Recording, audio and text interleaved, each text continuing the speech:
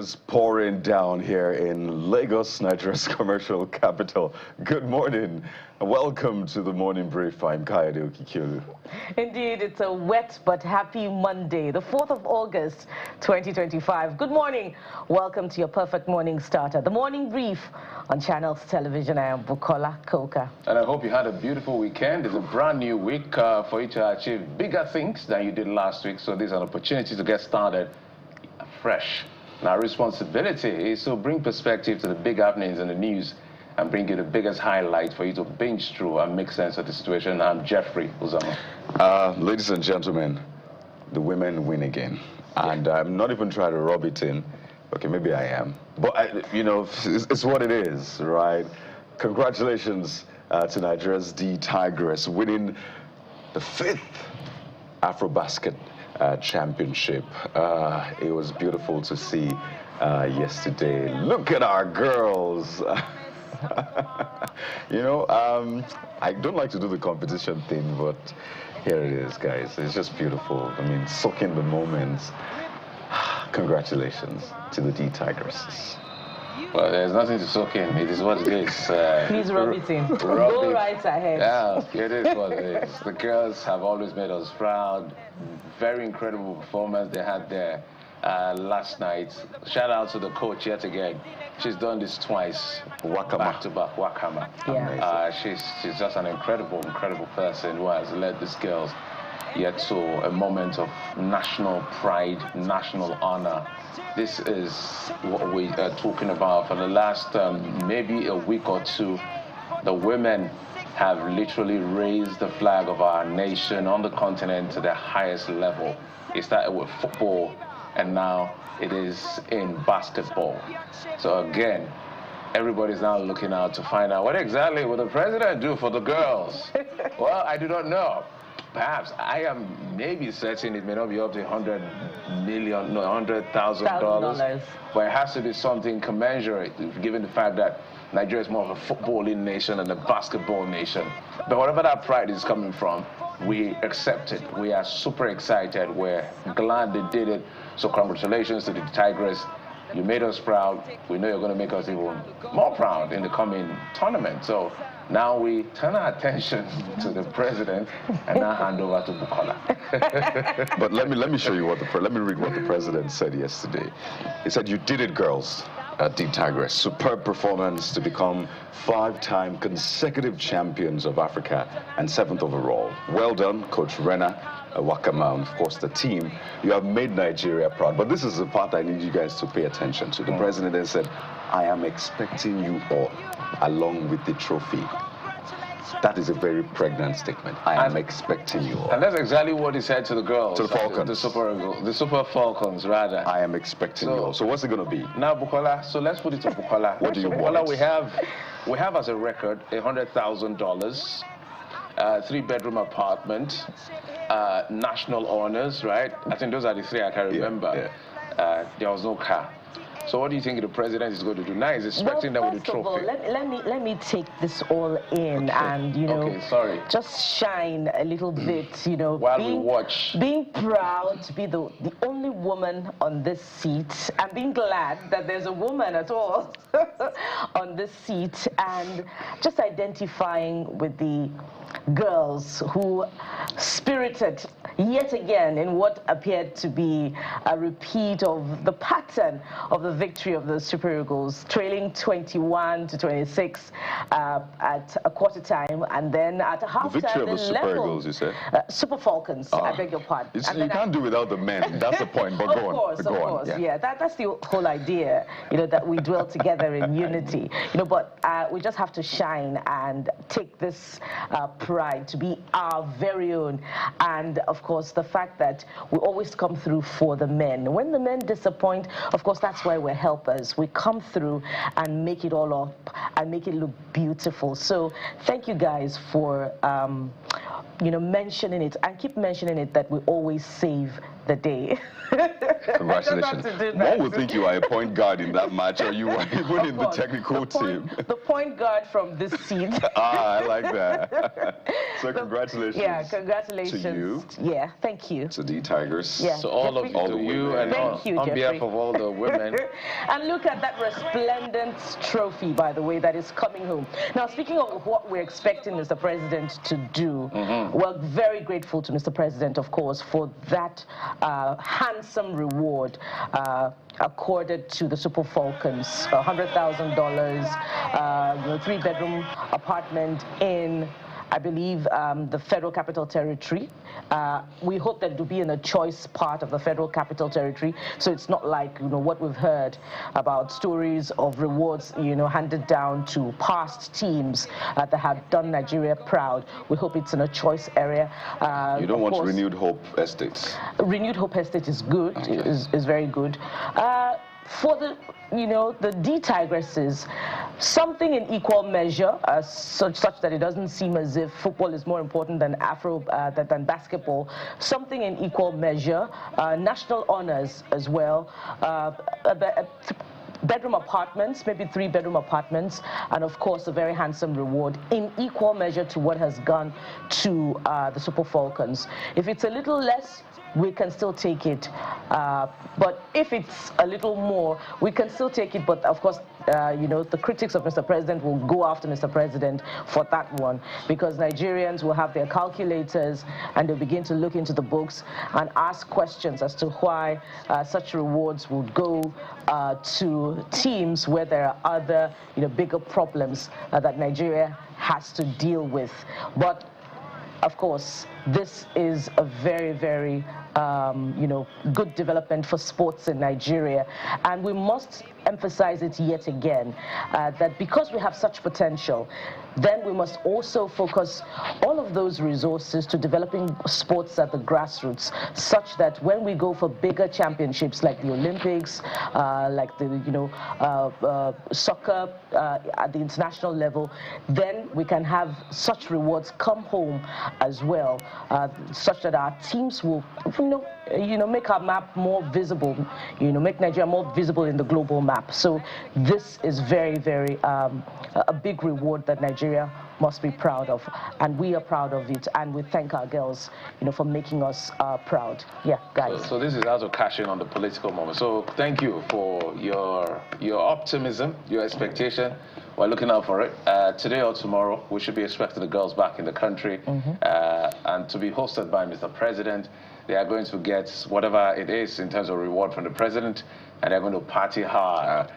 So we are very certain. We don't know who the artists are going to be this time to perform for them. At the end of the day, this is also how to play the politics of development, Bukola and Kayode. So I do not expect, maybe in 2027, I expect most of the people who have received reward from the president to vote for the president. It's just natural. It's going to be difficult. So I like this kind of politics, by the way, when you impact people for that, they decide to support you. So it's all how he plays out. But congratulations to the Tigress. We're super proud of you, super proud of the coach and the entire backroom staff for making Nigeria proud again. And congratulations to the women. On behalf of Bukola and all of you, congratulations. You've never let us down, and we pray that the men will match up whatever it is you're bringing to the table. Now, you are literally the table. We accept. I like that. I like that. So, I mean, we can't celebrate this enough because we need a lot of things to celebrate, particularly in these times. So, yes, you have to pardon us for milking this. And this is not the end, because I know Bukola, after the show, will still ring this in time and again, so we're ready for it. And this is just an encouragement to support women around you, encourage them, and ensure that there's always level playing field in whichever way. But that's not all we have on the show for you this morning. There's so much more to come on the program. Just a few days ago, President Bola Tinubu hosted this digital media summit where young Nigerians, content creators across board came together, and the president made a statement and said that Nigerian youths should use social media for good. But what's in it for Nigerian youths, or at least people who are on social media? What isn't it for them, from this government? What should they expect? What are the things that they should amplify in that sense? We'll be talking about that with one of the presidential aides who put together that forum. So that's big on the lineup this morning. And of course, after that, we'll be talking about party politics. The push to register more political parties is really been holding sway among the organizations that intend to transform into political parties. We understand over 120, maybe 30 associations are gearing up to become political parties in Nigeria, and some are really raising concern as to how soon INEC is going to respond to their request. That is going to be part of the conversation today on the program. Do we need more parties? Why is INEC delaying? And all of that conversation, that is what we're talking about today on the program. But that's not all. We'll also head over to Niger State to check on what transpired over the weekend following the shutdown of Badegi FM. That's a popular radio station in Mina, following the governor's concern that, the station was inciting, the people against the government and was committing acts that the governor describes as treasonable. So we'll have, the very person at the center of that particular event come to talk to us about what the governor's concern is and what actually happened. And of course, the need to protect the media space beyond all of the event in Niger State. So that will also come through on the program. Indeed. So it was a threat by the governor, but we'll be speaking with the owner to find out what exactly the issues are, how the station is holding up right now amidst concerns about a free press and the threats to the media. So it's a big one that we have for you on the program today. But of course, we're going to get things started with the front pages of the dailies. How are they reporting the big stories today? Well, stay with us. We'll be right back.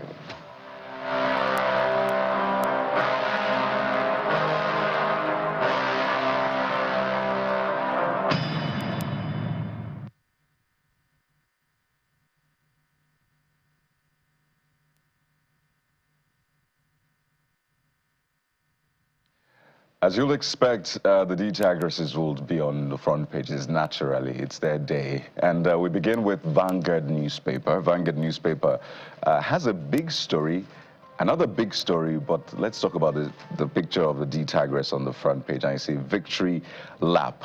The DTAG race beat Mali 78-64 to win 5th AfroBasket women title in Ivory Coast yesterday. But just before we get into all of the big stories, let's welcome Mr. Dayo Akintobi, who joins us live in our studio, public affairs analyst. Good morning, sir. A very good morning to you. A very good wet morning to Nigeria. Oh, it is. It is. And we're going to be showing you visuals of just how the rain has impacted Lagosians. Perhaps if you have visuals as well, please send them in so we can show the world. But Mr. Akintobi, I don't know if this is celebratory rain to celebrate the win of the DTAG, but it's a bit too much in that sense.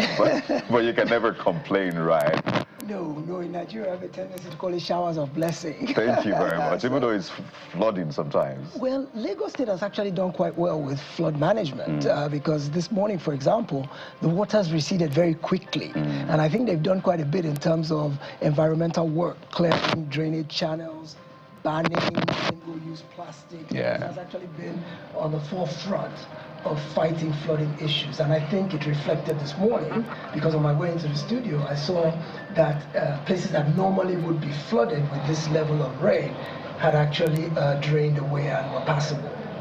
That's great to hear. Yes. Well, again, we'll be walking around Lagos to just see the state of things. But aside the photograph of the DTAG race on the front page of the Vanguard, you see two stories. One is in red, silent killer, soaring drug costs, ignorance, fueling hypertension deaths. And this is something that we have spoken about time and again, but let's speak to the data. Over 41 million Nigerians at risk as hypertension cases surge. Patients forced into deadly drug holiday as treatment becomes unaffordable. experts warn of national emergency as sudden death spike nationwide. And there's something from the federal government saying we're addressing problem. It's a page 5 read. It's a big story, very important one, but it's just around the cost of the drugs and ignorance as well. Well, the corner pharmacy, the corner chemist seems to have taken over from the family doctor, the general practice that we used to go to for treatment, because it's become prohibitively expensive. And as a result, a lot of Nigerians now patronize their pharmacy, and pharmacists now dispense medical advice, prescribe drugs, which they're not really qualified to do. All they really should do is dispense medication as prescribed by a doctor.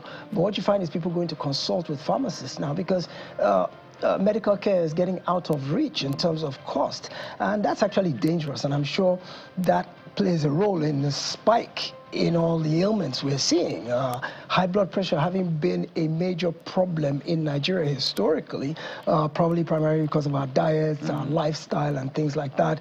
Lots of salt in our food, lots of fried food, lots of fatty food, sedentary lifestyles that don't involve that much activity and exercise and things like that. All of the factors that aid high blood pressure and hypertension are prevalent in our society, and then the means to combat those kind of ailments are getting out of reach for the common people. So what do? We repair to less palatable options, and this is the downside. This is the outcome, is that it now spikes in terms of the quantum of cases that you see. It speaks to our overall health consciousness and the fact that people have to cut corners, and the worst thing you can cut corner with is health, because without health everything else grinds to a halt. So I think primarily the problem is that most of the drugs that we use in this country are imported. We don't produce that many. You see a lot of marketers, drug marketers, whose names are on the packages, but all they're doing is bringing them in from India, from China, from other places, and marketing them on behalf of the foreign companies. We don't actually make that much here in terms of even something as simple as paracetamol. We don't really make it here.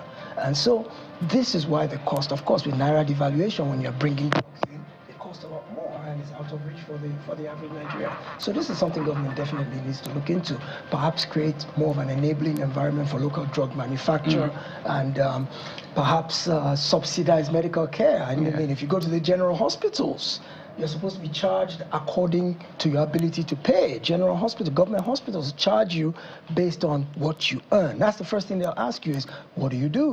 What job are you in? How much do you earn? And they bill you based on what you earn. Same thing with primary healthcare centers. So local pharmacies don't have to be the last option. Indeed, Mr. Kintobi. It's a big issue, very big issue, because when you look at the data, over 41 million Nigerians at risk as hypertension cases surge. But while that is a major concern, let's show you some of the images that we have as a result of the rains. Now, this is a border between Ogun and Lagos. In fact, this road was constructed by the federal government all the way down. This is meant to be a road that leads to Ikorodu from right inside Opik, in that sense. Well, the road has not been completed yet at the other end, but you can see the effect of the rains this morning at this border between Lagos and Ogun State, just to give you a sense of what motorists will have to go through.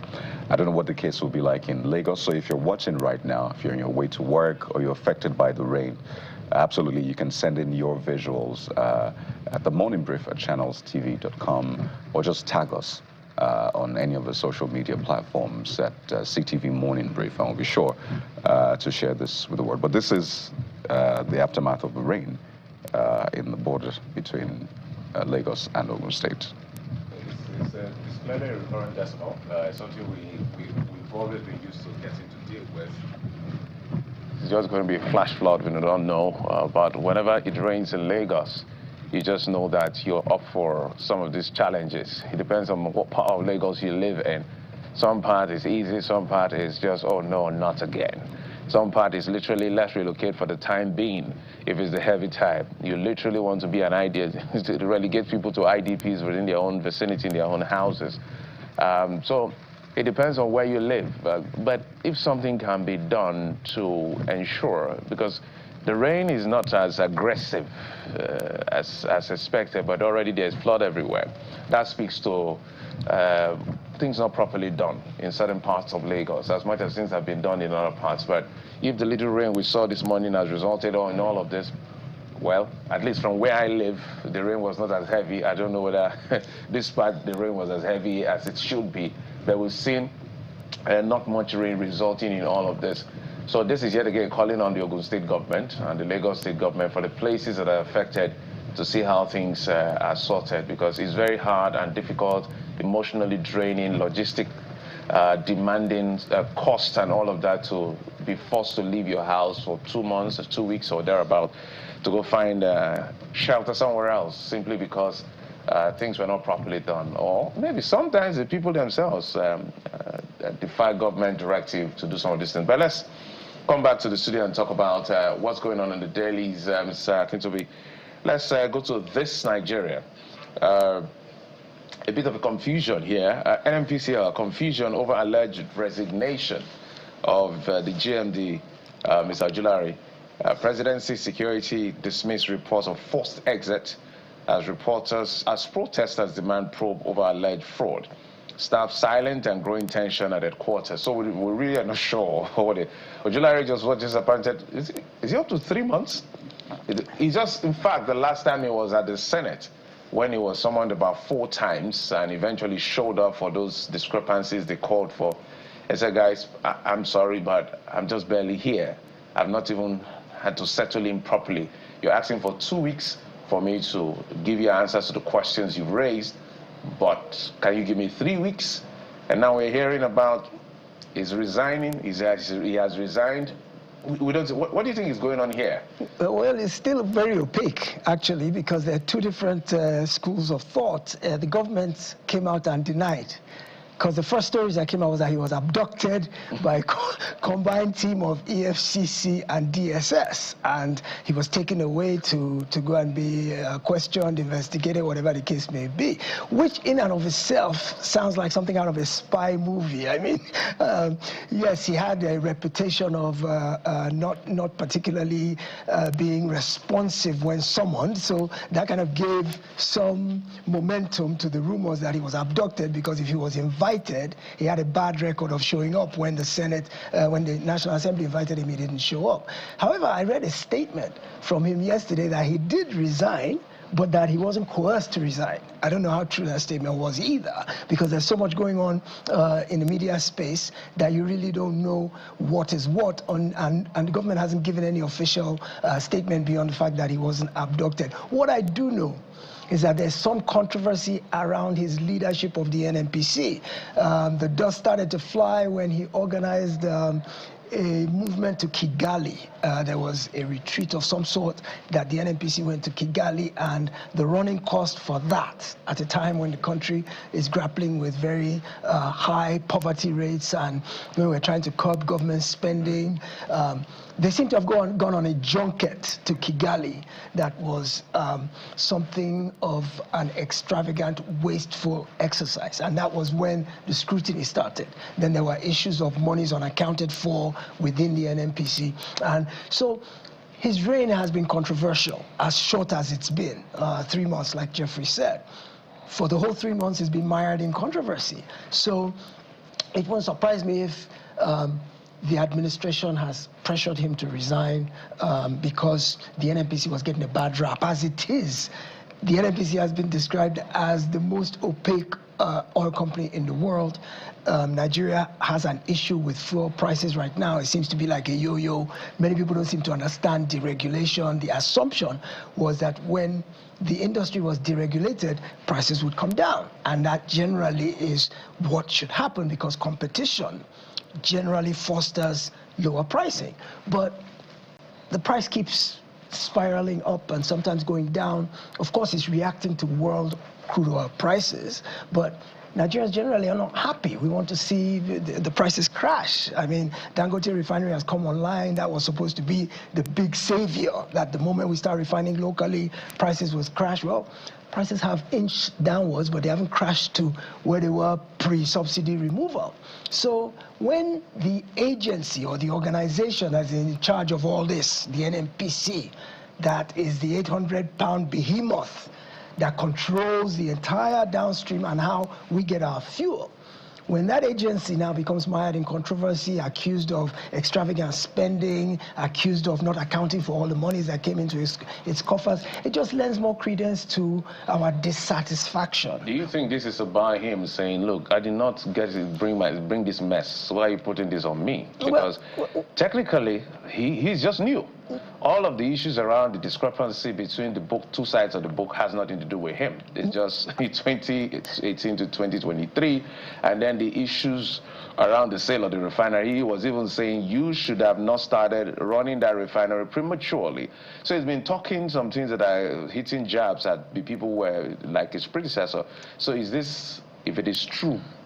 If, big if. Big if. Well, the thing about it is he knew all this before he accepted the job. Okay. He knew it was a political hot potato before he accepted it. And he was fully aware of all the controversies that were on ground, even the Port Harcourt refinery that they said was ready and was working and was producing, which he now came in and was candid about the fact that it wasn't ready to go at that time. He knew what it was, and he knew that this is a job that has political headwinds, that will always attract scrutiny, and so you have to be above board in everything you do in administering the NNPC. It will attract scrutiny at every level, from media, from the public, from NGOs. The NNPC is the mother lode of where the bulk of Nigeria's revenue comes from. So we are totally dependent on that agency being run well, being run transparently, and being accountable for every kobo that passes through it. So if he accepted that job, knowing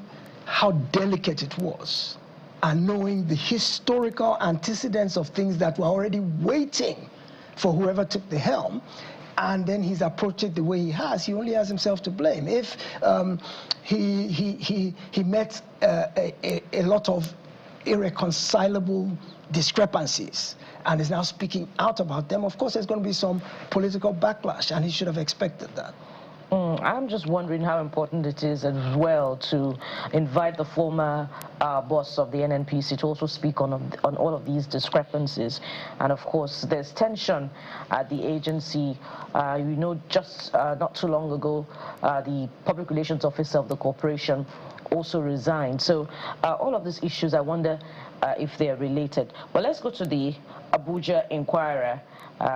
And this morning, it's a departure from politics, anything politics, or anything concerned about, you know, physical development. They're zeroing in on the education sector. Exam malpractice amnesty. Exam malpractice amnesty rocks Uni Abuja. Alumni, that's the university's alumni, says slap on integrity, demands full disclosure of benefiting students. Interesting one here. Varsity justifies action. What are your thoughts on this? You know, the university has not quite recovered from the leadership crisis that rocked it at the beginning of the year, and now we're having this. You don't reward or excuse bad behavior. I don't understand why you would want to grant amnesty to anyone not just accused of, but caught. Oh, my goodness. With exam malpractice. Unless he granted a terrorist. Exactly, and you know how that went when we granted amnesty to repentant Boko Haram people. You know how that went. So you don't overlook bad behavior, because then you reinforce it and you set a precedent. And so those who are caught doing this should be brought to book. I understand that the university is trying to balance public education goals in terms of registration, in terms of number of graduates, in terms of number of, but I think what it does, it dilutes the essence of educational advancement when you begin to excuse bad behavior, because what you're doing then is you're entrenching mediocrity, and you're also encouraging that sort of behavior among other people. So I don't know who is advising the administration at the university, but I think there should be an outcry. And I think parents actually are falling down on the job, because you would find that it's a lot of parents that are going there to go and beg for forgiveness for their children who did this kind of thing. And you find that parents play a large role in helping their children to cheat, in getting people to sit exams for their children, because they're so desperate for their children to get in higher, in tertiary institutions, that they will do nearly anything, because tertiary education is the only passport to a better life in this country. We haven't got to the point yet where your skills, your hand skills, as an artisan, can keep you fed. If you don't have university education in this country, your prospects are limited, and so parents are desperate to the point. But I think one should always take the honorable path as opposed to a shortcut, because at the end of the day, it's still going to tell on the student anyway. If he got ahead through exam malpractice, he's going to get to the point where he can't cope with the exams, he can't cope with the material, he can't, because obviously if he had to cheat to get in, he's not capable. So what he should do is go back and take some remedial classes and get some lessons, extra tutorials, and buck up, and then do the exam again.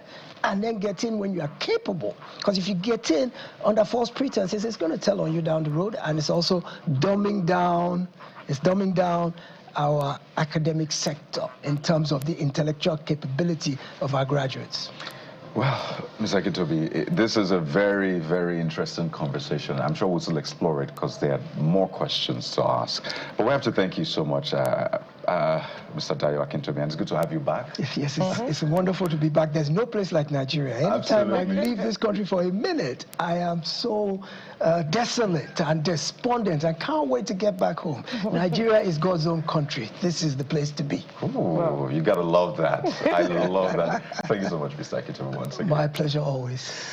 Oh, that's a great place to anchor our review of the dailies. But we're not done. We're just getting started. We have a conversation next with the presidential aide on new media, digital media. There was a summit just a few days ago, and the president made some statements. What is it about? How does it affect you? Just stay with us. We'll be right back.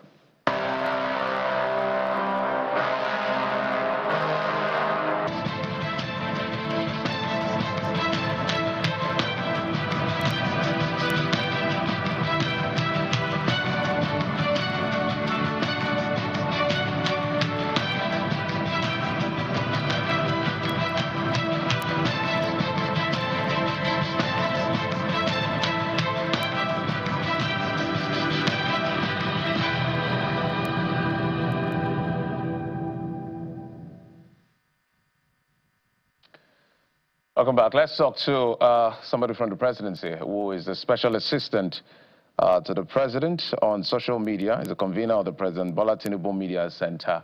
Mr. Olusegun Dada joins us from Abuja City. Mr. Dada, thank you for coming on the program. Good morning. Thank you for having me. All right. Well, congratulations on your conference, if you will, or is a convention now that you had. But let's look at some of the things that were done and said at that conference. Would you understand that the president did talk about advocating or admonishing these content creators or young people on social media to use their force for good? And the question will be, what exactly is he trying to say in terms of them advancing this, using their force for good to speak well of Nigeria, because they are divergent perspective of what the Nigerian state is according to different persons. So if the president is saying that, what does he want them to populate it with? Because are you also saying they should absorb themselves of the reality they feel? So make it clear since you are with the president. Okay, thank you very much. You see, basically what Mr. President said at the Digital Media Summit was that we should use young people, old people, especially everyone online that uses social media, should use it as a force for positivity more than, pushing negativity. And Mr. President simply said this because if you look at the way that other countries around the world, other civilizations around the world portray their country, they have their challenges. they have their issues, but they do not make that the selling point of their nation. As a country and as a people, we have a lot of amazing things. Like I was listening to the last speaker in the Lagos studio, and he said something about Nigeria being one of the greatest countries to live in. I feel exactly the same way about this country, and I feel that we are not sometimes unfair. We are not sometimes fair in our criticism of the nation, especially when it comes to doing it from the point of view of political bias or while free speech is important, we must also consider that whatever it is that we do or say, especially about our country online, goes a long way in shaping the perspective of those who see this nation as, who do not know Nigeria and are getting their information from the social media. So Mr. President has stated clearly that we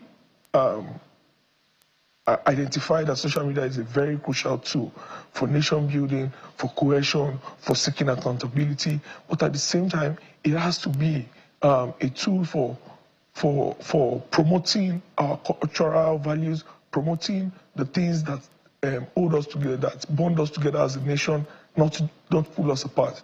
So that's what Mr. President was trying to say at the summit, that the platforms should be used, not just for calling out government, not just for demanding accountability, but also for projecting the prosperity and positivity that this nation is currently undergoing.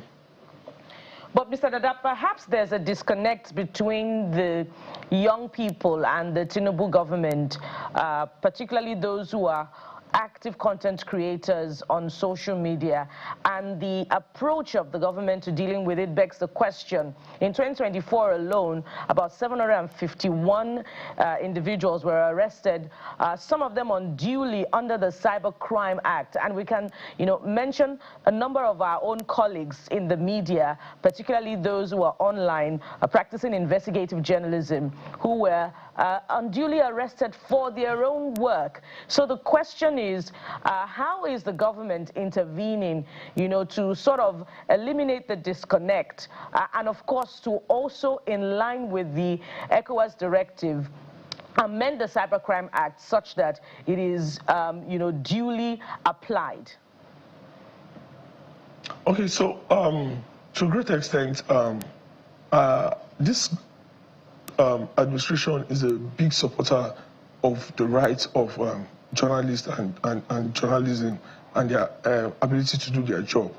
However, there are several cases where people have deliberately misinformed, deliberately disinformed, deliberately muddled up the facts of issues.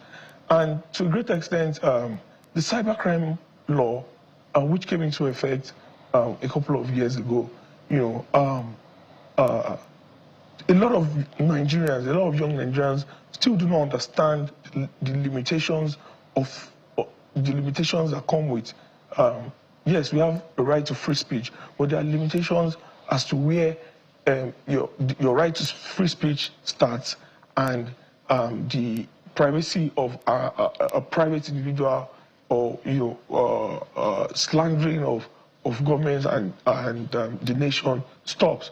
I myself and this administration, I believe to a great extent, we do not believe in crackdown on journalists. However, the law is the law.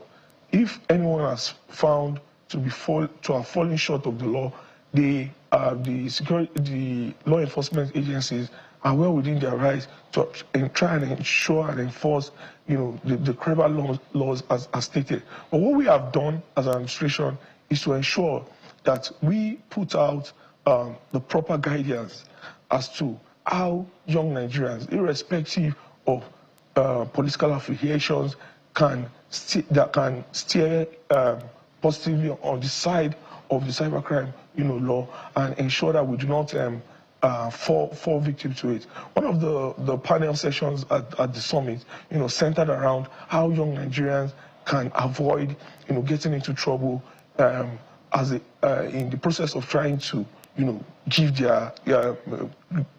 put out their opinions. And all of this is towards ensuring that we do not, in the process of free speech, burn the country to the ground. We saw what happened, during the NSAS protest that turned violent, especially in Lagos. We had people who were using social media, who were using the radios to lie, to put out all sorts of destructive statements, which led into loss of life and property, especially for the Lagos State government. So it's crucial that while we have the ability to express our opinion, we must also put into consideration that there are laws which guide us. So at the end of the day, we need to ensure as digital communicators that we are well guided and we are doing what we are doing for the interest of our nation and not just to subscribe to the outrage industrial complex, which has permeated not just in the social media, but even to the mainstream media. We have to ensure that we are focusing on the issues that matter. We're focusing on the issues of accountability that matter to the country, to the people, and not just for sensationalism, not just for clicks and likes, not just for views, but for the betterment of our nation.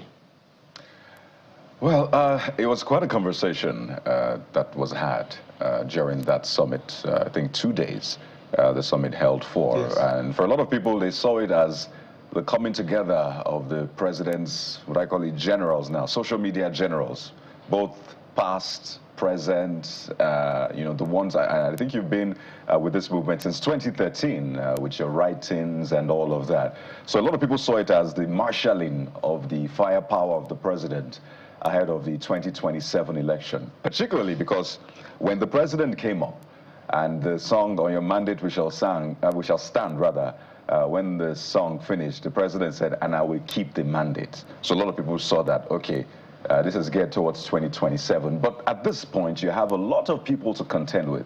There's the obedience that you have to contend with, that you contend with on a daily basis online.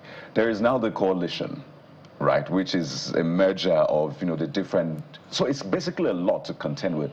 But there's a big challenge while that back and forth is happening online. And that challenge is the fact that we've seen a lot of people using ethnicity, religion to perpetrate bigotry and all sorts of ills. So what is a guiding principle for progressives online when engaging either on political issues or governance issues to ensure that that tool of social media is not used for evil, which is what the president was advocating for? Okay, first let me quickly correct that notion. Yes, to a great extent, a large percentage of those who attended that event were progressives, progressives. But we also had a lot of non-partisan individuals who came to offer their knowledge, expertise on certain issues. We had, people like Godre of the publisher of Nairametrics, who came and spoke on crucial issues affecting the economy, how to use social media. So basically, it wasn't just a gathering of the president's social media generals. It was more or less a gathering of young Nigerians who are using their content, their platform to push for progressive ideals, and principles that would portray our country in the positive image. Now, you said the question about the obedience camp and the coalition. Without sounding a little bit of a braggadocio, we actually have contended with these people before, and the results speak for themselves. For the first time in the history of this country, in 2015, we, as a political party, were able to use our digital strategy as part of an overall strategy to win the incumbent in office. And not only that, we're able to ensure that we elected a president that people initially said was inelectable. We elected him, and we have continued on that trajectory in the run-up to the 2023 elections. We were able to sell and push our candidates in spite of the noise, in spite of the lies, in spite of the distractions. So it's not as if we have not been dealing with these individuals before. Some of them have just changed their cloaks.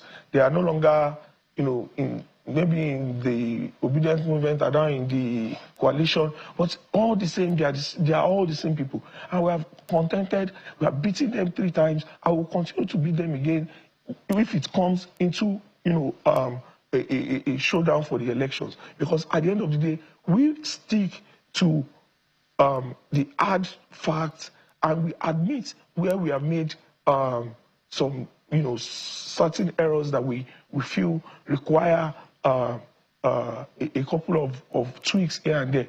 And our movement as progressives is not a lean to self-criticism. Most of these other movements that you have spoken about do not accept internal criticism. They victimize those who attempt to even, just try and criticize some of the things that, the movements, these movements are doing. We, on the other hand, we take in the criticism, we take in the feedback, because these feedbacks are important for us to be able to ensure that we pass on, we escalate to Mr. President and the appropriate authorities, so as to ensure that we do not have a continuous back and forth on things that are crucial to the Nigerian people. So be rest assured, we have handled them before. We have handled them not just in the presidential elections, in several gubernatorial races. I have been privileged in my time as a member of the All Progressives Congress to have participated in over 40 gubernatorial races across the country. And to a great extent, we have always trounced, these individuals.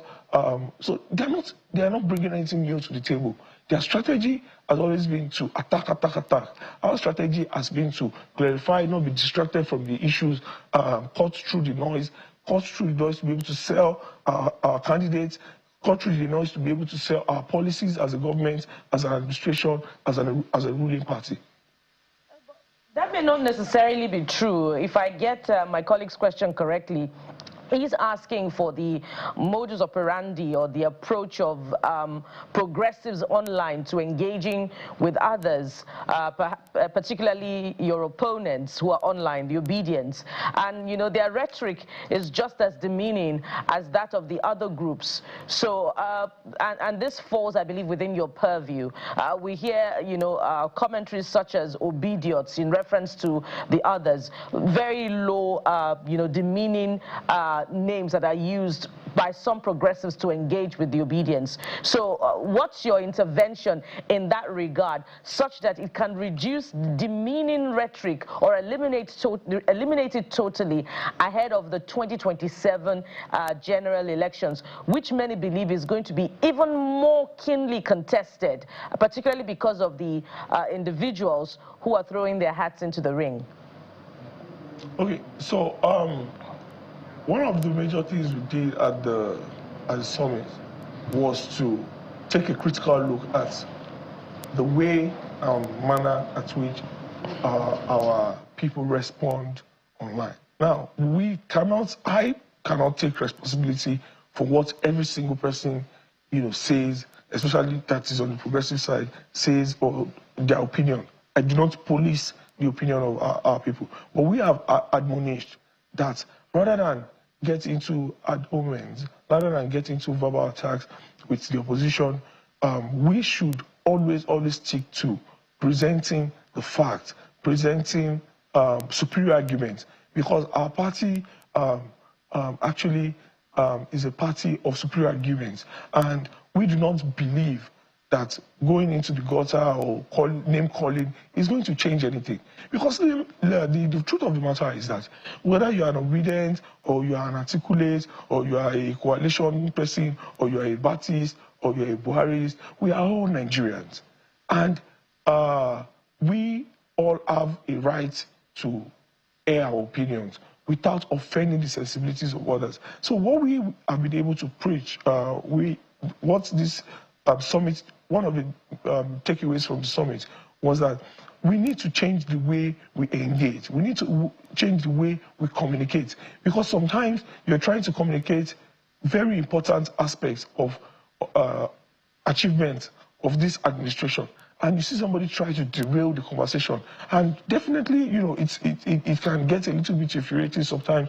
But the encouragement that we have continued to make is that do not allow yourself to be distracted.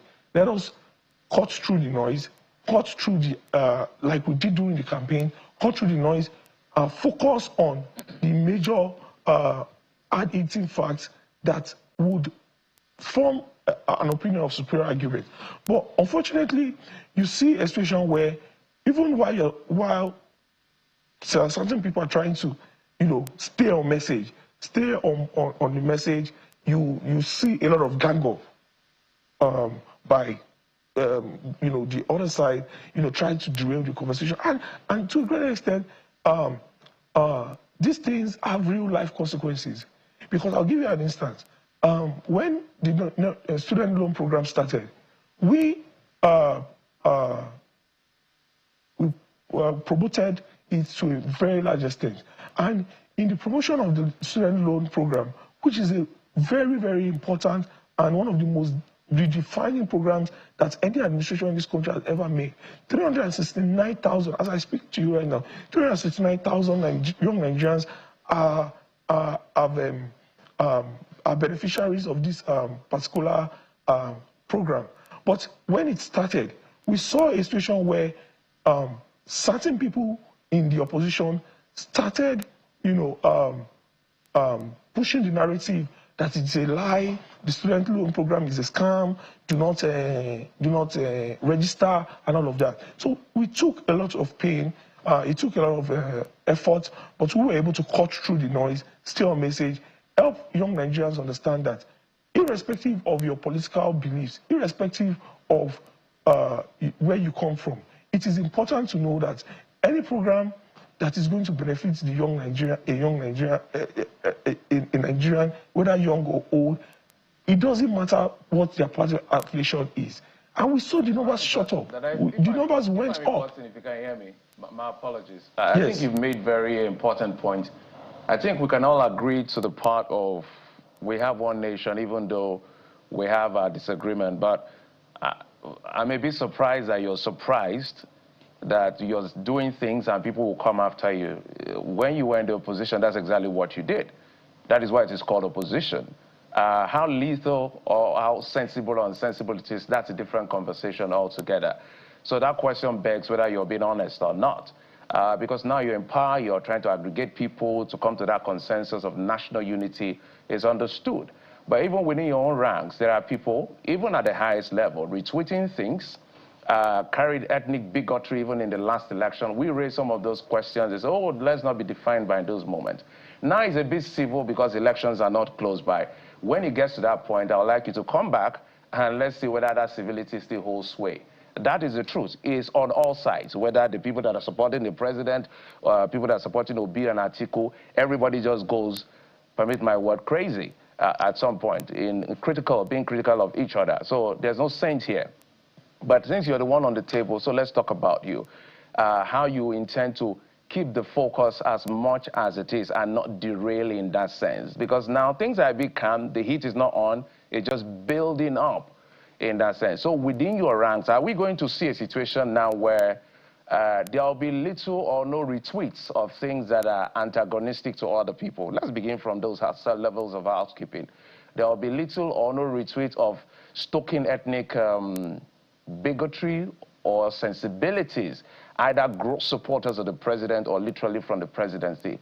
Is that something you're doing in terms of an in-house checks as far as this summit is concerned? You see, like I said, one of the purposes of the summit is for us to reorientate ourselves on how we communicate, how we put out our arguments. I'm not going to justify anything or for anyone, but for every action, there's an equal and opposite reaction. And to a great extent, it is very difficult to say you want to police the thoughts of every single individual, especially those who are supporters of the president, as to what they are posting online and what they are not. What we can continue to do is to admonish. Part of the things we have decided is that we want to localize the summits that we have done. We will be going to several states, regions, to have more in-depth conversations on how we communicate going forward, on how we push and pass our messages going forward. And while we were in the opposition, I would admit, yes, the opposition has a right, to, always, the job of the opposition is to, go against the government and, call out some of the cracks and loopholes that are there in the government. But we were not a destructive opposition. Our opposition to the government of the day was not as though the country should burn down because we were not the ones running it. So it's not the same thing at all. But to put a fine point on it, we are making this summit not just a central Abuja thing. We are making it, to several regions, several states, to discuss these crucial matters. And we believe and we hope that, other parties are doing the same. We can all, ensure that we have a more civil online political discourse if the way our party and the way our government has taken it upon themselves to ensure that there's a reorientation in the way that we communicate and address ourselves online. And if the coalition, the obedience movement, the PDP, every other one of them can have this retrospection, we can see a more sane political atmosphere online as we head into 2027 and beyond. And for us, it's not even just about elections alone. It is important that beyond elections, we need to be able to continue to have a country that we can call home, because there's no place like home. There's nowhere you want to travel to, no matter how beautiful or exotic the place is. Nigeria would always be our first home. And my appeal, to many of our young people is, while you have your right, I mean, I get insulted all the time on social media. I do not have a problem with it. I see it as part of my job. But I do not think that it should become a part and parcel of our identity. Right. It should be a part and parcel of who we are. We are much more better than this. And I believe that if the other political parties are able to take a leaf from what we have done and have a conversation with their supporters, like the former candidate of presidential candidate of the Labour Party, can have a conversation with the obedient to tone him down a little bit on the bigotry, the same way we are doing with our summit. It will go a long way in ensuring that we are able to actually present to the Nigerian people, when the time comes, the crucial points we want to make to our country, not insults, bitterness, ethnic bigotry and all of that. Well, Mr. On the presidency side, we will not, and we have never endorsed ethnic bigotry, and we will continue to push and ensure, educate our people to stay clear from such kind of thinking. Thank you. And it's great to hear that. So we expect that others will also speak to their supporters and the rest, because we want as much as possible to have a peaceful election build-up. Again, I know you were active during the Occupy Nigeria protests. You were very active, and we recall recently former governor of Ekiti State saying that all that period it was just politics being played out. So some will say the opposition we're seeing right now learned from what you did then. But I want to get personal as we wind down on this conversation, which I think has been really productive. You know, some say that things make sense not when you look forward, but when you look back.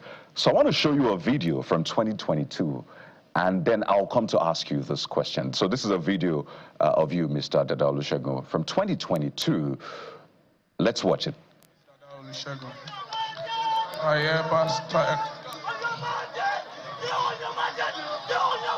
hereby withdraw from nomination for the office of National Youth Leader of our great party. Thank you very much. Thank you very much. The great youth of the great. That was from 2022. I'm glad you're laughing now, because then it was very emotional. You felt cheated. You felt like, come on, why did you do this to me? I have put in so much. But are you grateful for that moment right now, looking back? How do you feel? For me, it was always about service of our motherland, whether at the party level or at the government level. As much as we put a lot of effort in that campaign, the party was supreme. And I took the decision I took because I believed that it was in the best interest of our great party. It was very emotional because we had a lot of young people who put in a lot of work, a lot of time, a lot of effort. But today, I'm grateful because one of the greatest things that happened to me that night was that I got a call from Asiwaju Bola Ahmed Tinubu, and he made me understand that he saw everything I have done, and he wants me to serve in a capacity that is even much more important to the critical parts that we were going to take.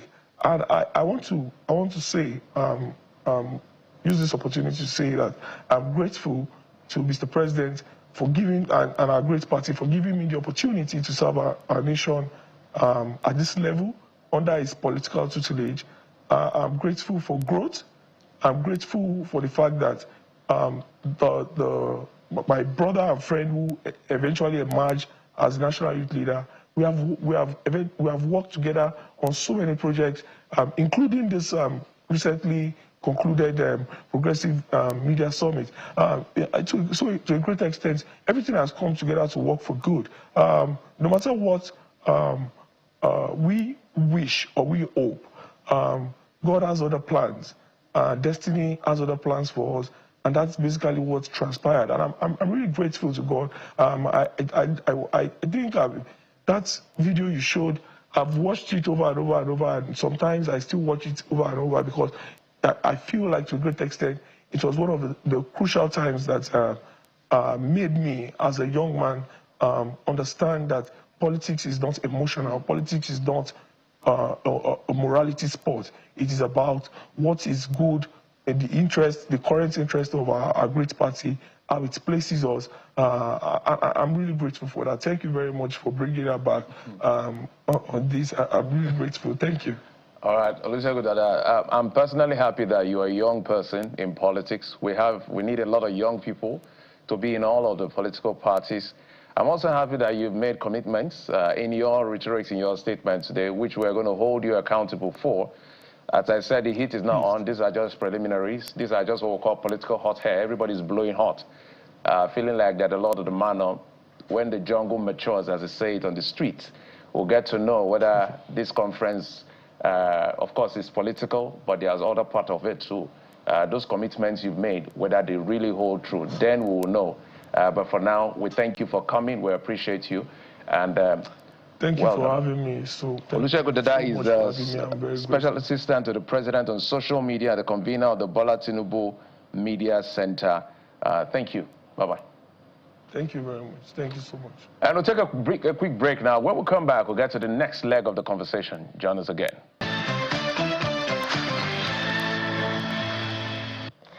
And the women always come through, back to back this time, from Super Falcons to D Tigresses. So let's look closely at this win and what it means for women's sports, and of course, you know, the example to the men. Joining us now is our sports correspondent, the indefatigable Cecilia Omorogwe herself. Hello, Cici. Yeah, I'm good. Buki, I love your smile. Day, right? Yeah, obviously. Had to like. I'm sure it was a weekend of celebration for you, Cecilia. Yeah, it was amazing. From Saturday, right, against Senegal, you know, like everyone was like, what's going to happen to the Tigers? Well, somehow, you know, when these girls are pushed to the wall, they just have a way, because they, you know, after that semi-final, they, you know, on their social media, they were saying that they are practicing for their $100,000. And when they say that, you know, I immediately said that as a money, they're in trouble. And of course, and the trouble started, it didn't start early for the Malians, because usually, you know there's something about the Tigers. They start slow in most of the games they play. They'll start slow, but after that, if you give them just a little space like this, I mean, they take it on. From the first quarter, where they lost by 4 points. The second quarter, what happened? You know, it was 26-21, and then same happens in the third quarter. They were tied on 41 apiece going into after halftime. And then Emi Okonkwo, the MVP of the tournament, again, you know, she had to do something that something that which I expected, but not everyone expected, because the Malians were defending in zones when they went into that third quarter. But somehow, she just, when she had that 3-pointer, they understood what they needed to do, that, hey, this mission of zone defending wasn't going to happen for them. So they had to switch play, and immediately they did that. I mean, Ezine Kalu, Emi Okonkwo, they just took over, understanding that mission, that they knew what they needed to do, and they went ahead and they did that, which was really a remarkable thing for the girls, because anytime you see these girls step on court, they have one mission. That's to win. Since 2015, almost 10 years, the last time they lost was in the third place match against Cameroon, the host nation in Yaoundé. That was 2015. In October 2nd precisely. So it's almost 10 years. They haven't lost again. So he tells you that, yes, when these girls step on court, they're winning. 5 in a row. No nation has done that. That's historic. So what can we learn, not just from the girls now, but from Coach Caroline Wakama herself? I believe, according to news, she's the first woman coach. Back to back. Yeah. What can we learn? It's resilience, really. And, you know, there's just, you know, when she was appointed, all of us, including me, I was like, where's her pedigree? What's happening here?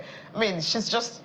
And then we saw when she took Nigeria to the tournament the last time, she won. And then again, I'm like, what's going on here? I think what we need to learn is to trust in people. She knew what she wanted to do, because that first championship was actually difficult for her. That was when, you know, Nigeria was banned at a point by the former minister, Sunday Dare. I'm still beefing him for that. you know, because the girls demanded what they wanted. They wanted something. I mean, they've been neglected for a very long time, and then they were demanding, you know what, you need to pay us. If you don't, if we go to the world stage, we're going to let the world know. And because of that, they said, you know what, you guys won't play. And then go to the World Cup. And then they brought in Wakama, okay, change everything. Most of the girls pulled out. She had to, like, you know, we're calling it, they were scouting for players. They threw everything open, filled the form, come to camp, and if you're good enough, we'll pick you. You know, that's how they selected that team that won the last one. And then, of course, after they saw that, Sarah Ogoke, I mean, give it to her. She just gave birth, and then she gave it like last year in November, and then she back into the squad when she was called.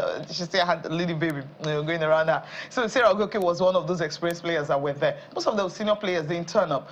But then going into the Olympics, some of them, okay, decide to, like, you know, come in and at least try to help the team. But what we've seen with Wakama is the fact that she can actually handle these girls. She understands them. She tells them, look, you don't have to be distracted what is currently going on. Just focus on winning. And once you win, people will recognize. They don't have a choice. And that's something about women. Some people will say, oh, women, they make mouth. But they don't just make mouth. I mean, they do these things because they understand and they know that if I don't win, no one is going to recognize me. And so they need to work twice as hard as the men. And that's what Reina Wakana, that's what she has done. She knew that people doubted her ability. They were thinking, will she be able to do this, what Coach Hughley has done? And she came on, she stepped up as if Coach Hughley never left. So we just continue on the successes that we've had. You know, she came in when we had the triplet, and then she did the fourth one, and then the fifth one.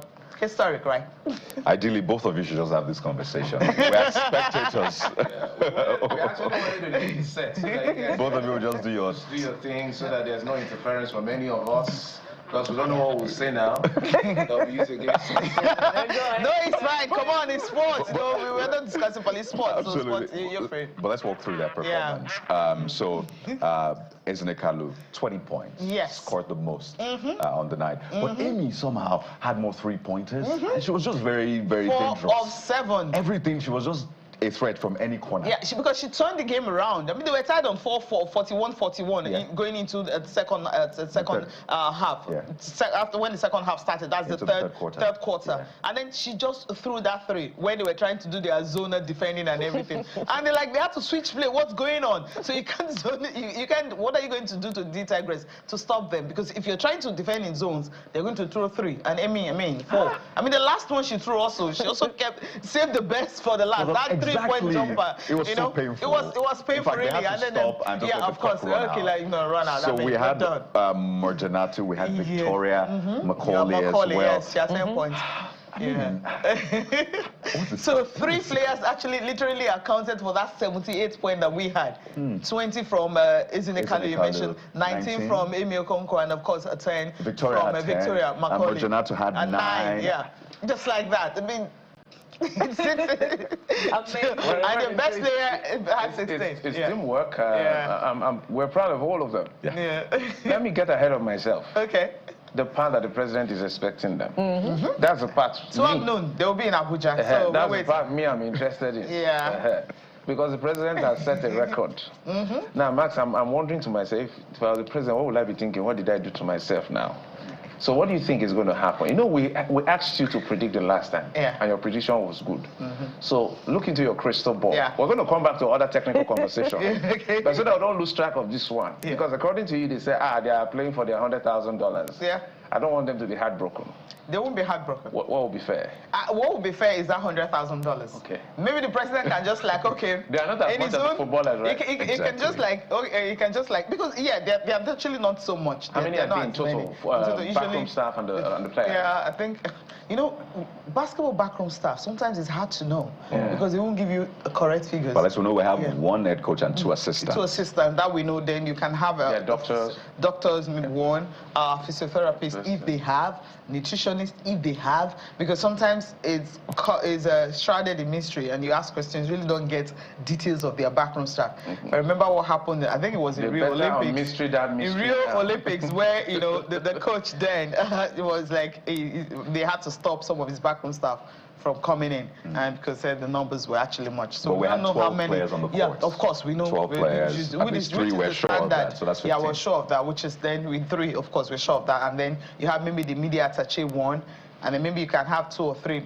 Max, they should be like maybe 20, I think. So back to my crystal ball. $100,000. What else? Yeah, $100,000, and like what he did to the Super Falcons can do that to the girls, really. Because if you check, the Super Falcons, they've even tried. But for these basketball players, the qualifiers they did. Go there. You have to tell us what they went through. Let us know. When a coach comes to a tournament, she had to manage players because all of them are not there. Maybe ring around. How do I put it now? You don't have the full complement of your players because flights. I mean, some couldn't get money to fly down. There's so many issues that you're wondering what's going on. This was $100,000. I know why I'm maxing this question. If they didn't have transport to travel, let's know. If they didn't have food to eat, let us know now. You're the one that watches the space. So full disclosure now. Yeah. It's true. The president is watching. Like, should I? No, it's not should I say, because you have to try to sieve what is truth and what is, like a propaganda, so to speak. But in a nutshell, in all, I mean, it's the fact that the Tigers have really been neglected. The fact that we don't even have a viable league here will tell you a lot. So rely on all the players. If you check all the players that played, apart from Musa Mujinatu, she was the one that was born here and was able to get from the traveled and then move over there. The others are all foreign base. Before, we used to have like a team here, maybe 2 or 3 players from here, and then maybe the others, you know, there's just this mix. We always have them. But now, you really don't have that. Because why? The league started in late July, so we are in the first phase, you have second phase and third phase. Under 1 month or 2 months, the league is over. I mean, you have countries that could play up to, you know, 40 games in a year, but the maximum we play usually 10 or 12 games, and then that's it. That's aside. And then you look at the girls. Sometimes they're going for a tournament. They are not sure they will even go. And you don't have, you usually have skirmishes. You have a basketball, you usually have, there's a warm-up games, you know, before tournaments. Have you ever heard of the Tigers actually having warm-up games? So it's always hard. So these are the things we'll talk about. They don't have. They're just like, okay, you know what, everybody comes together, we'll stay maybe in one camp for 2-3 days, and then they move over to the country where they're playing. So there's just this thing that there's no structure. That's been dead for a long time, for like maybe since this current Kida administration came on. It's no longer there. Before, they used to bring them to Lagos. I mean, you see them, you know, you see them practice, play warm-up games. But in the past 3 years, it's actually gone down. So I don't know how these girls keep winning in the past what they've done in the past 5 years. Let's just say since COVID. What they've done since COVID is something that's been remarkable, because the focus is no longer there. We're just like, okay, we know that when you call upon them, they will come, they will play, they will win. Imagine a 7 sports minister, you know, preventing players from competing at a World Cup they qualified for. And that World Cup, I mean, it was crazy. That's the one I said they didn't have a full complement of all the players. I mean, some of them even landed a day to when the qualifiers was going to start. But against all odds, they did all that. They qualified for it. And then because they were asking for what is actually due to them, and you say, you know what, you guys can't play. You can't go there and disgrace or you'll be bound to 1 year. But later it was, you know, when they understood what they did was actually wrong, yes, it was lifted, but it was a little too late. Nigeria missed out of that World Cup. I mean, well, we had the momentum that we built, you know, just coming back from the hills of winning the AfroBasket, how they qualified for that tournament. That alone should tell you, how do we really take you know, sports, how do we take it seriously? Could have called them to a table and, you know, discuss with them and tell them this is what we want. Why is it that right now, the men, they've won only 1 title, right? I'm not trying to compare, but do we have a team you can say you can actually call on? Most of the players that used to play for us from the NBA, they don't bother anymore because it's hard. They can't take what the girls are taking because they can't actually stomach and swallow that. So because of that, the girls understood that yes, we need to play for pride, we need to play for ourselves, we need to play for recognition. I'm happy we have a president that recognizes this, that he understands that yes, I mean, sports alone is passion and welfare is top-notch. If you pay players, if you have a structure on ground, there is no way they will not win. But you see, yeah. I was coming to that concern about, you know, most of our players being foreign-based, you know, and the seeming disconnect with what the president has been able to do with the reward for the Super Falcons and the management of the sports itself. So if, you know, the president can channel this much resources to reward, why is that, you know, the inability to apply same to developing the sport itself? Thank you very much. That's what we've been asking. You know, this just started under, you know, President Bola Tinubu's watch.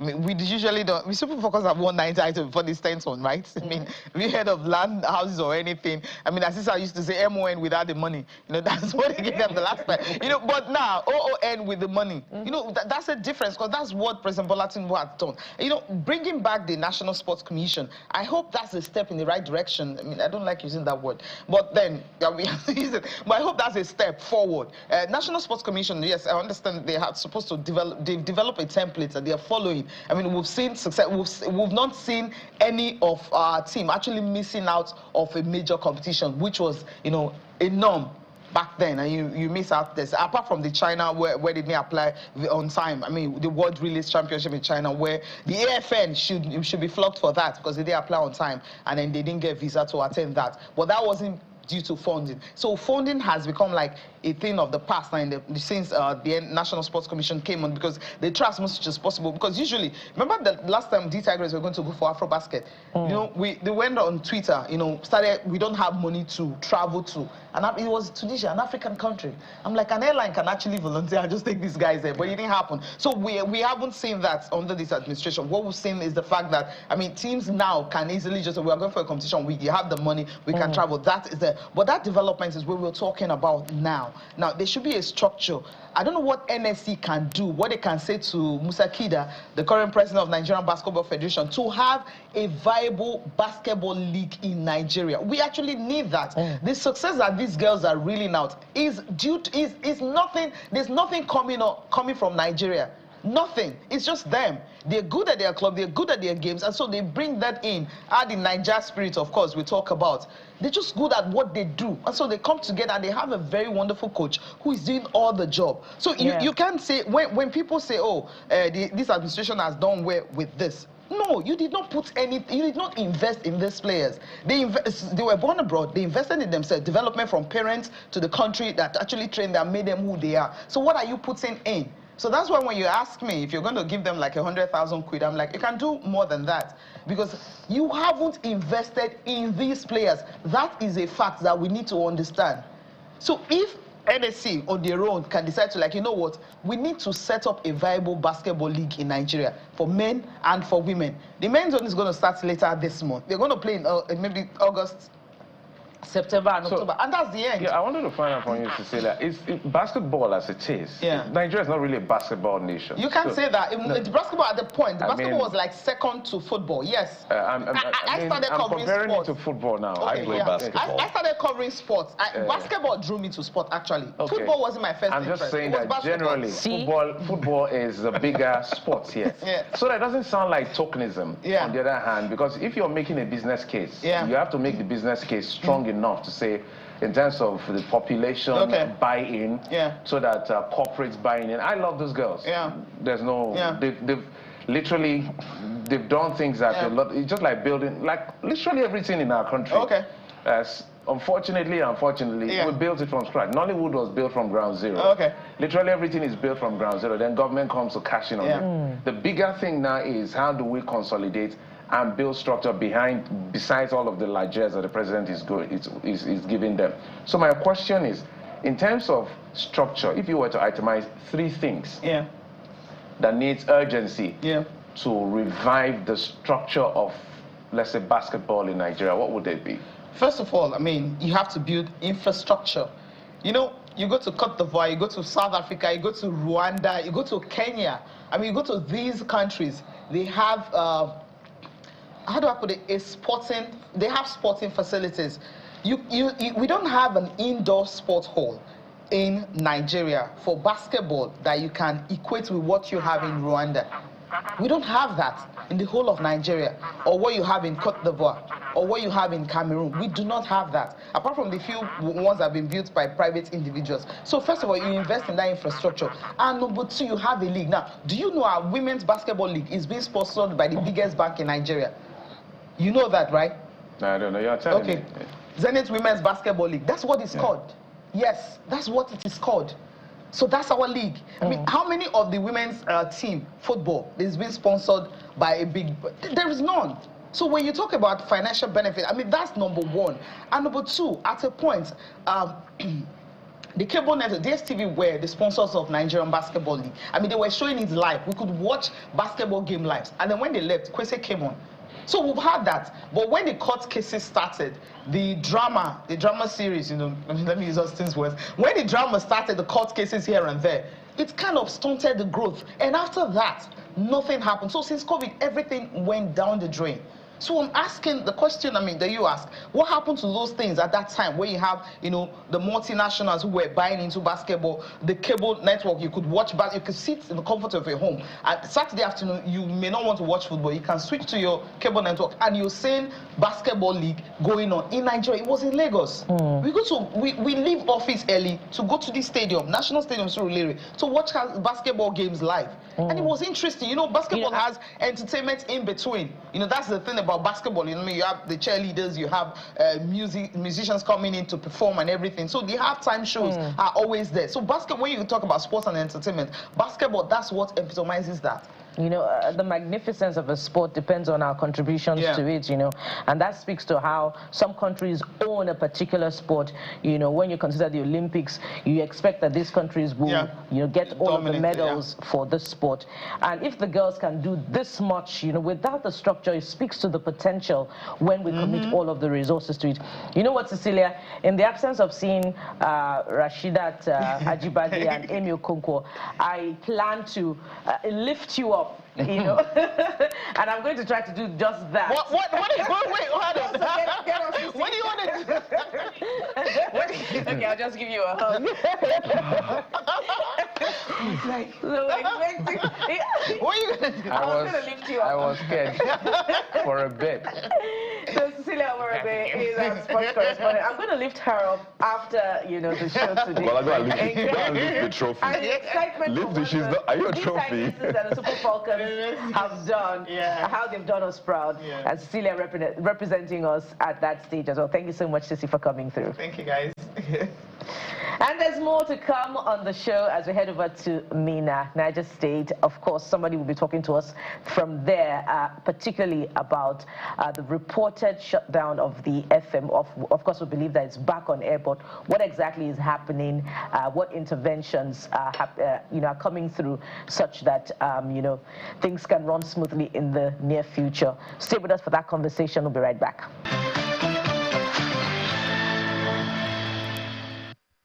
Well, let's talk about press freedom. Just a matter of days ago, the governor of Niger State, Governor Umaru Bago, made a statement that sent shockwaves across not just the state, but Nigeria. And he gave a directive for the immediate closure of Badegi FM radio station, which is, of course, a station in the state, accusing it of inciting public unrest. In fact, the governor said that the station's daily operations have been unethical, and he accused its owner of using the platform to incite violence and turn the public against government. Of course, this has received lots of reactions across the board. But we're joined on the program this morning by the general manager of Badegi 90.1 FM Mina, Aisha Shaibu Badegi. She's live with us from Mina this morning. Welcome to the program. Yeah, good morning, Nigeria. Good morning, Channels Television. Good morning. There's a lot of information flying around, so let's just get the facts right to begin with. First, has the station been shut down? Have your premises been shut down or cordoned off as per the governor's orders? Okay, so no, the station isn't shut down. Every other activity that we do at Badegi Radio 90.1 FM Mina has been ongoing, even after he made those statements. But the Niger State Urban Development came around and wrote stuff on the wall of the station and asked us to see them today. But every other thing is moving just as normal as it used to be. Right. So just to be clear, the station is still on air. Aside the mark on your the fence or the building, you're still you're still operating. But you know, the governor's statement is quite, you know, worrisome, concerning, and he said that your daily operations have been unethical, and he went on to accuse your station of using that platform to incite violence and turn the public against government. What do you have to say to that? Okay, so everything we do has to do with data, right? Where is evidence? If you're saying Badegi Radio has been unethical, you know, we're inciting the people against the government, where is evidence? We need to have the evidence. We need to see all of those evidence. And then NBC should be able to compare all of this evidence. And if we're guilty, NBC is there to sanction us as a body, right? So we can't just, you know, rely on mere informations. Where are the evidence? We need all of the evidence. That's the most important thing. So if you're saying all of this, let it provide the facts. You don't just talk on public because you feel you can hold the microphone, or because you're the governor, you have the authority to talk. Beyond talking, we need facts, right? So we need to have the facts. And then getting the facts will enable the NBC, the rights authority, to do what it meant to do. So speak to us about the facts now. When it comes to your presentation or your programming, particularly as it has to do with matters of public concern, there is serious security challenges in Niger State, to which the governor has responded to. What is your slant as far as programming is concerned? Okay, yeah, so Badegi Radio 90.1 FM is the people's station. We wouldn't want to cause chaos in the states. And so when there are issues around communities of insecurity, banditry around communities, Badegi Radio tries as much as possible to contact, those people living in those communities, to have first-hand information. Sometimes there are a lot of stories all over, and then when at the end of the day, you find out that they are not factual. So from our own end, we always try to ensure that we get contact of the people living in these communities that are being, affected by banditry and all insecurity. So we call these people live on the show to tell us exactly what is happening in their localities. We don't just bring out information about things we don't know. No, we don't do that. So I think that's some of the things that is bothering the governor. He doesn't want us to, bring out the facts, because we need to let people know exactly what is happening in their communities. There are lots of stories about Niger State out there and every other state, but then we're particular about Niger State. What is happening in these localities? How are our people fading in their various communities, the farmers and all of that? So when we hear any information, we try to contact the farmers, we try to contact the youth leaders, the vigilantes, to have conversation on the radio to tell us what is happening. So we have a first-hand information of everything that is happening in the states. So the big question is, what do you think exactly is making him squirm and uncomfortable with your broadcast? Is there any specific broadcast that made you receive that phone call or that threats in that sense? Of course, we all know he cannot revoke your license. He doesn't have the power to do that. The laws are very clear. He can only make threats. Maybe the highest he can do is to revoke your C of O as a property. But what exactly do you think is the specific kinds of broadcasts that are, got the government quite uncomfortable from what you suspect? Okay. Yeah. So to start with, if we had done anything that wasn't unprofessional, the NBC has its role to play in all of it. We have an NBC in Niger State, which monitors every other station. So for me, I feel the only thing that we did that I can remember was having an interview with Muhammad Nemi, former FIRS boss, who everybody in Niger State knows that he is interested in 2027 election. Now, I feel like the governor is threatened. He doesn't want criticism. He doesn't want any other option in the state, since, of course, the APC has, after the APC caucus meeting, they've endorsed him for the second time. He doesn't want any other person coming out. So I feel like he sees Nemi as a threat to him, and that was why he quickly said all of those things he said about Badegi Radio. We had Nemi in the studio, and just like we have every other person that is interested in politics, any other party that you are, we give you a platform to come on air. Tell us what you want to do for your people, even if it's a local government councillor. What do you want to do for your people? What do you have for Niger State? Come and tell us. The platform is open for every media house, every political party, and that's the exact same thing we did for Nemi. He was given a platform. Afterwards, there were songs that were sung for him. The radio station aired those tunes. Now, mind you, we do this thing for every other political party, but that's the only thing that I know that could trigger him. A lot of people said he was threatened by just that interview we had with Muhammad Nemi at Badegi 90.1 FM. But don't you think that is far-fetched? Because the governor described your activities as an incitement and treasonable. So it's difficult to believe that your interview with an opposition could be inciting and treasonable. Can you perhaps identify anything else? That's the only thing. And that is why I said, if he said all of those things about Badegi Radio, we need facts. It's beyond just talking. You can't just come out and talk because you're the governor or because you have the audience. No, it's beyond that. We need facts. Where are the evidences? And for that reason, he actually said about the managing director of the radio station, we intend to sue him for defamation of character. We would sue him for defamation of character because it's beyond all of those things that he just said. Now, if we sue him, he should be able to explain to the courts all of those things that he said. Of course, it is evidence. What could he have said about the managing director? Please clarify. I didn't get that. What did he say about your managing director that you consider to be defamatory? The profile of the managing director should be, go through. They should check the profile of the managing director because he feels like the managing director is inciting the public against, the government. I mean, very interesting times we're in. First, it was a controversy around people with locks. I recall that caused a lot of controversy, and people were thinking, what is going on here? And just when we thought we wouldn't hear anything of that nature from Niger State, then this one drops. It would seem that we're seeing a trend here. It looks like a dangerous trend, we must say. And I wonder for you, first, as a media organization, as a press, do you feel threatened?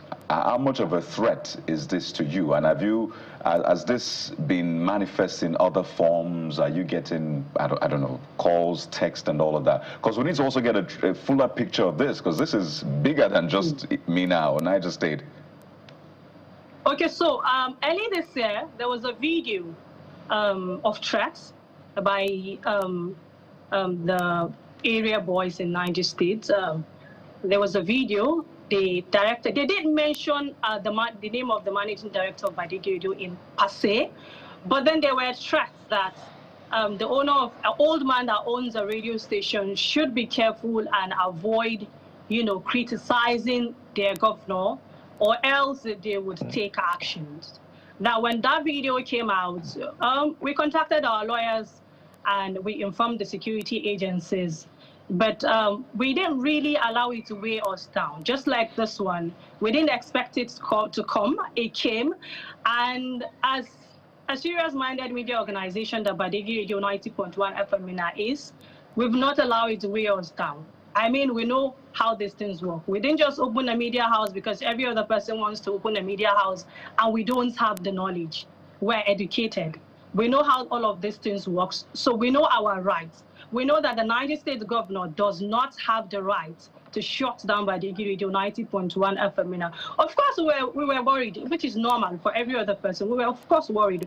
But then when we started seeing, press releases coming out from the International Press Institute, Nigerian Union of Journalists, Arewa Media Forum, CGID, Center for Journalism, Innovation and Development, media houses coming out and saying, no, this is not acceptable. I think the tension wasn't really much, like I said, but then it gave us, it made us mad. I mean, now, I don't think there's any media house that has trended like Badegi Radio is trending right now. For us, it is a very good one. It's another way of getting advert for the station. It's another way of getting people to know that Badegi Radio 90.1 FM exists beyond the Niger State. So it's in a good way. It's in a good way for us. I love that, and by all means, I think this should also be. It should come with a lot of positives for the organization, and that's not to even downplay the issues around the threat and all of that. But maybe the bigger conversation should be around governance. So perhaps you can speak to some of the issues raised in that interview, because we're still trying to probe further, like trying to get a rationale behind it. So what are the issues that the person you spoke to raised around governance?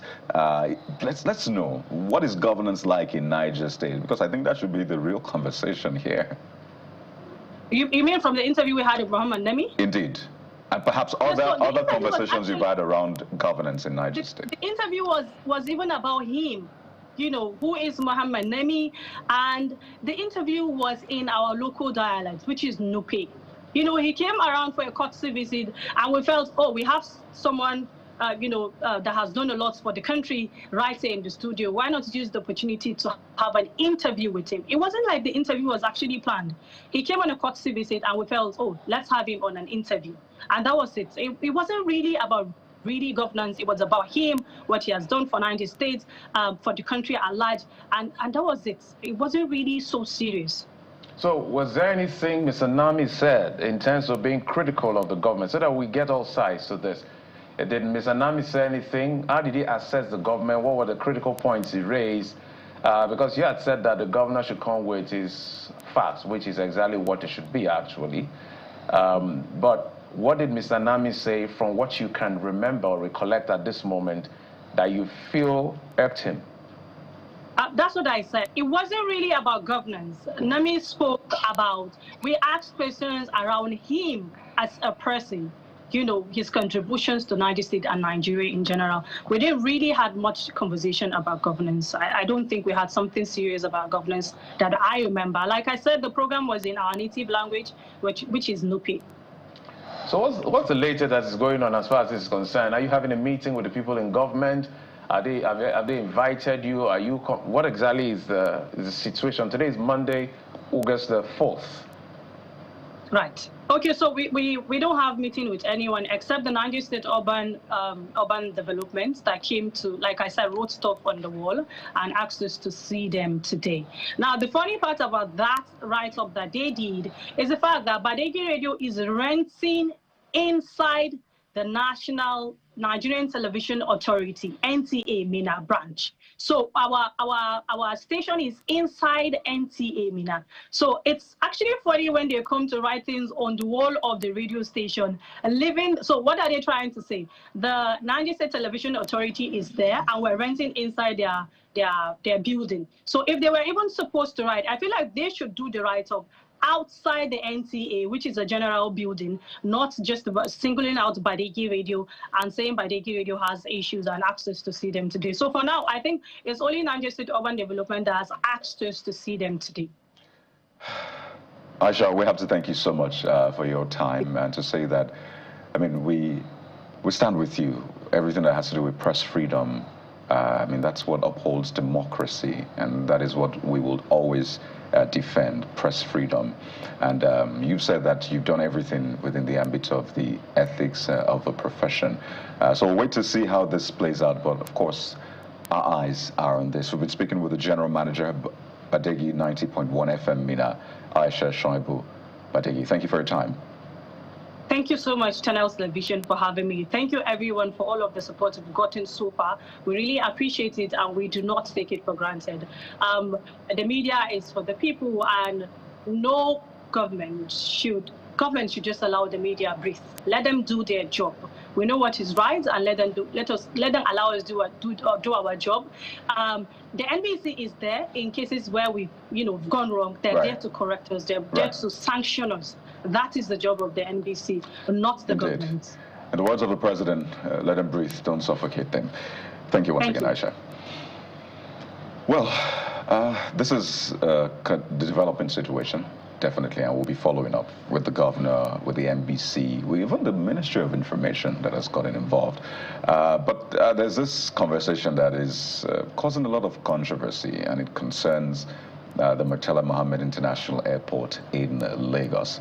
The Minister of Aviation and Aerospace Development had spoken about renovation and all of that, but that generated a lot of debate.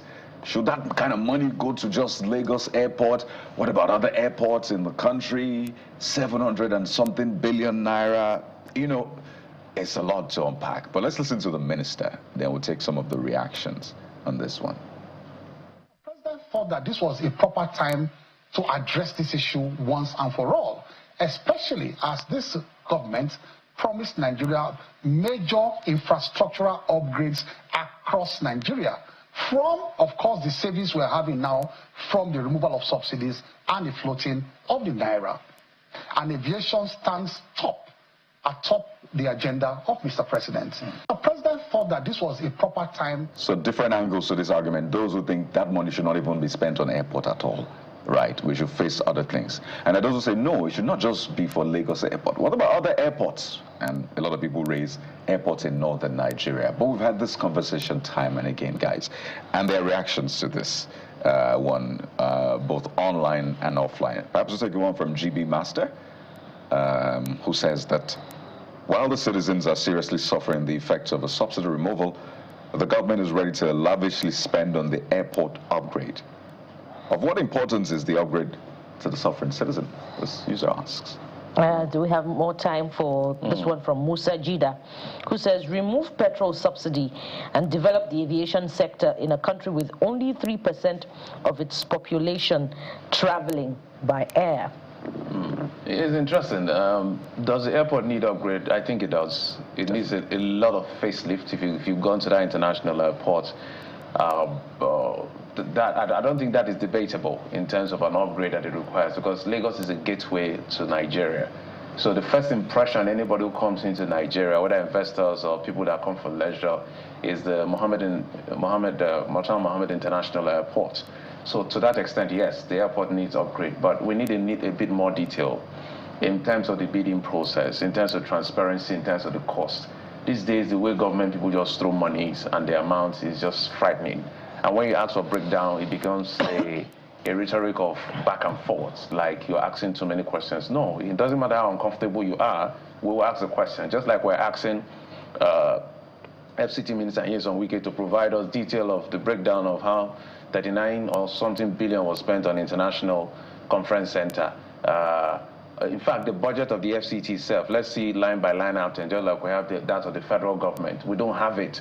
So this one, so the contract been awarded, who was awarded that contract, what was the bidding process transparent, how did they come to the conclusion, and all of those things. We need it. Honorable Minister Festus Keyamo, who is pushing many parts of this to make sure that it revamps the sector. The addition to this is transparency, else whatever it is you're doing is going to be judged differently. I think we should get above this idea of the fact that when things are done, we can no longer ask questions. That's not true. If you like, build the best anything in our country. People will say, he has built it now, they've done it now. No, it's public money. Just so that mine is, let's help the public to have more confidence in the system. This is why we're asking the questions. It's not anything personal. But if it is that this airport needs upgrade, I think I totally agree with the government, it needs upgrade. Well, we must also prioritize our schedule as we schedule our priorities, borrowing the words of Babajide Ogunsanwo from the news at 10 just yesterday. While, you know, it is important to renovate the airport, and indeed other airports in the country, we must put the feet of the subnationals to the fire as well, because the needs of the people and the scrutiny of the people as far as grassroots development is concerned. And that's why Mr. President has doubled down on his call on the governors to wet the grass more. So what are we seeing at the grassroots? How in line with the development agenda of the All Progressives Congress-led government are the governors complying? I think that is the heart of the conversation. And in the coming days, we should look closely at what the governors are doing with increased allocation, while of course we hope that someday the petroleum sector will stabilize and we'll begin to see you know, a reduction in the pump price of petrol. Right. But in the absence of that, we must look at development at the grassroots. Indeed. Terminal 1 is 46 years old. 1979 was when it was commissioned. So yes, it does need a lot of revamping. There's no debates about that. But that's where we wrap it up on the show this morning. It's been a pleasure having you be a part of it and having us be a part of your morning. I'm Kayode Okikiolu. The Tigress won. Congratulations to the girls. We're looking forward to receiving the trophy. It's a young week. We'll be back with more excitement through the week. I am Bukola Koka. Sunrise Daily is up next at the very top of the hour. Thank you so much for your time and your usual company. I'm Jeffrey Uzonga. Bye-bye.